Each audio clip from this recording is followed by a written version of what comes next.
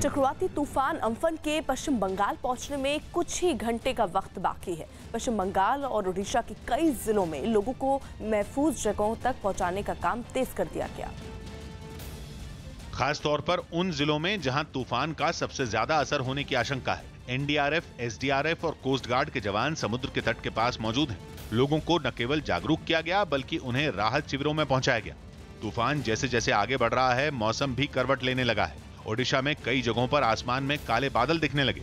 चक्रवाती तूफान का इम्पैक्ट की बात की जाए, जो प्रेडिक्शन आईएमडी की तरफ से अभी किया गया है, तो ये जो 5 जिले हैं ओडिशा में, वहाँ ये 5 जिलों में ज्यादा तबाही मचाने का ये आशंका ये जताई जा रही है। रुक रुक कर कुछ जगहों पर बारिश भी शुरू हो गई। उत्तर 24 परगना के कुछ हिस्सों में तो जोरदार बारिश हुई, जिसकी वजह से राहत और बचाव के काम में लगी एजेंसियों के लिए चुनौतियां और भी बढ़ गईं। अम्फन जैसे जैसे आगे बढ़ रही है, उसका असर यहाँ साफ मौसम में दिखाई देने को मिलता है, क्योंकि मौसम बदल रही है और बारिश भी शुरू हो गई है। अभी तक एजेंसियां ये पक्के तौर पर नहीं बता पाई हैं कि तूफान पश्चिम बंगाल के तट से किस वक्त टकराएगा। माना जा रहा है कि दोपहर के बाद और शाम से पहले किसी भी पल तूफान तबाही लेकर आ सकता है। पश्चिम बंगाल में सबसे ज्यादा नुकसान की आशंका है। We are expecting a lot of damages in the coastal districts, all the 6 coastal districts, North, South, Chowbis Pargana, East, West, Midnapur, Howrah, Hooghly and Kolkata, including Kolkata, I repeat. माना जा रहा है कि तूफान का असर कई घंटों पहले से दिखने लगेगा और समुद्र के पास के इलाकों में तेज बारिश होने लगेगी। जैसे जैसे अम्फन तूफान करीब पहुंचेगा, बारिश तेज होती जाएगी, लेकिन मौसम विभाग की नजर तूफान की चाल पर है, जो बंगाल की खाड़ी में लगातार उत्तर दिशा की तरफ बढ़ रहा है। अभी तक ये तूफान समुद्र में है और इसकी ताकत अचानक बढ़ गई, इसलिए इसे सुपर साइक्लोन कहा जाने लगा। मतलब ये कि समुद्र के रास्ते आगे बढ़ते हुए ही तूफान बेहद ताकतवर हो गया। लेकिन अनुमान ये है कि पश्चिम बंगाल के तट पर टकराने से पहले इसकी रफ्तार कुछ कम हो जाएगी। अनुमान ये भी कि तूफान पश्चिम बंगाल के पूर्व मेदिनीपुर जिले के दीघा और बांग्लादेश के हटिया नाम के टापू के बीच पहुंचेगा। इन दोनों जगहों के बीच पश्चिम बंगाल के दक्षिण 24 परगना जिले का सुंदरबन नाम का इलाका है। पश्चिम बंगाल के सुंदरबन से टकराने के बाद तूफान से आसपास के 4 जिलों में सबसे ज्यादा नुकसान की आशंका है और पश्चिम बंगाल के बाद तूफान वापस दक्षिण की तरफ घूम जाएगा और ये माना जा रहा है कि उत्तरी ओडिशा के कई जिलों में तूफान से भारी नुकसान हो सकता है। इसीलिए पश्चिम बंगाल और ओडिशा के कई जिलों को हाई अलर्ट पर रखा गया।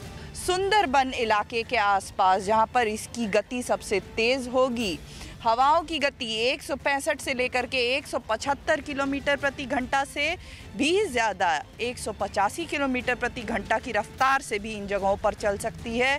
कोस्ट गार्ड की तैनाती समुद्र तट पर रही, जबकि एनडीआरएफ और एसडीआरएफ की टीमें लोगों को सुरक्षित जगहों पर पहुंचाने में जुट गईं। मछुआरों को 2 दिन पहले ही समुद्र में न जाने की चेतावनी दे दी गई थी। इसके बावजूद कई जगहों पर मछुआरे समुद्र के तटों पर दिखे। नावों को तूफान से बचाने के लिए मछुआरे इंतजाम करते दिखे। किनारों पर नावों को मजबूती से बांधने की कोशिश की गई। नदी के पास रहते हैं लोग, उनको लोगों को जो इवैक्यूएशन किया जा रहा है और सब लोगों को जो शेल्टर हाउस है वहाँ पर रखा जा रहा है। कोरोना संकट के बीच इतना बड़ा बचाव ऑपरेशन एनडीआरएफ के लिए भी आसान नहीं है। सोशल डिस्टेंसिंग के आधार पर हो सकता है 1000 की कैपेसिटी वाले नॉर्मल साइक्लोन शेल्टर में अब 500 या 400 लोग ही रह पाए, तो उसकी तैयारी कैसी होगी उसके बारे में भी अवेयरनेस चल रहा है। सबसे जरूरी काम बचाव एजेंसियों के लिए लोगों को वक्त रहते सुरक्षित ठिकानों पर पहुंचाने का है। दोनों राज्यों में कम से कम 20 लाख लोग ऐसे हैं जिन्हें राहत शिविरों में पहुंचाने की चुनौती है, क्योंकि जब तूफान पहुंचेगा तो संभलने तक का मौका नहीं देगा। एजेंसियों का अनुमान है कि पश्चिम बंगाल में तूफान के टकराने के बाद हवाओं की रफ्तार 160 से 180 किलोमीटर प्रति घंटे के बीच हो सकती है, जबकि ओडिशा पहुंचने के बाद इसकी रफ्तार 120 से 140 किलोमीटर प्रति घंटा के बीच रहने का अनुमान है। ये रफ्तार इतनी है कि इसके सामने कच्चे मकान ढह सकते हैं, बिजली के खंभे, टेलीफोन लाइन के खंभे और भारी भरकम पेड़ भी बड़ी संख्या में गिर सकते हैं। इसलिए राज्य सरकारों ने लोगों से घरों में ही रहने की अपील की है। सड़कों पर निकलने पर पूरी तरह रोक है।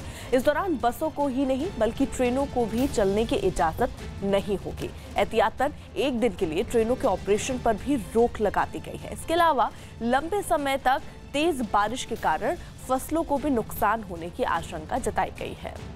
लॉकडाउन के चौथे चरण में नए दिशा निर्देशों के तहत कर्नाटक में बस सेवा शुरू कर दी गई। हुबली में भी नियमों को ध्यान में रखते हुए बसें चलाई गई। जिसकी जानकारी मिलने पर कई लोग बस अड्डे पर पहुंचे, जहां अंदर घुसने से पहले उनकी स्क्रीनिंग की गई और वहां खड़े एक कर्मचारी ने उनके हाथों को सैनिटाइज भी कराया। बस में यात्रा के लिए फासला बनाए रखते हुए इन लोगों ने टिकट खरीदी और फिर अपनी मंजिल तक जाने के लिए बसों में सवार हो गए। कुछ यात्री बस अड्डे पर ऐसे भी दिखे जिन्होंने दूरी बनाए रखने का ख्याल नहीं रखा। हालांकि वहां पहुंचे ज्यादातर लोग मास्क पहने नजर आए। कोरोना को फैलने से रोकने के लिए बसों में एक सीट छोड़कर यात्री बिठाए गए। राजधानी बेंगलुरु में भी नियमों के तहत सड़कों पर बसें चलती दिखाई दी और एक बस स्टैंड पर मौजूद लोग एक दूसरे से दूरी बनाए रखते हुए बसों का इंतजार करते दिखे और फासला बनाकर ही उनमें चढ़े। ऐसे ही हालात मैसूरू में भी दिखे, जहां बस में यात्रियों के सवार होने से पहले उनके शरीर का तापमान मापा गया। साथ ही एक कर्मचारी उनकी जानकारियां नोट करता दिखाई दिया। बस अड्डे पर कुछ लोग अपनी मंजिल तक जाने के लिए फर्श पर बनाए गए निशानों के अंदर भी खड़े नजर आए। कर्नाटक की येडियुरप्पा सरकार ने बस सेवा को शुरू करने से पहले कुछ नियम भी बनाए हैं। जानकारी के मुताबिक राज्य सरकार ने कंटेनमेंट जोन को छोड़कर बाकी जगहों पर बसें चलाने की इजाजत दी। हालांकि एक बस में केवल 30 यात्री ही सवार हो सकते हैं। साथ ही बस में सफर के दौरान यात्रियों के बीच दूरी बनाए रखना जरूरी है। इसके अलावा बस में बिना मास्क लगाए लोग सफर नहीं कर पाएंगे।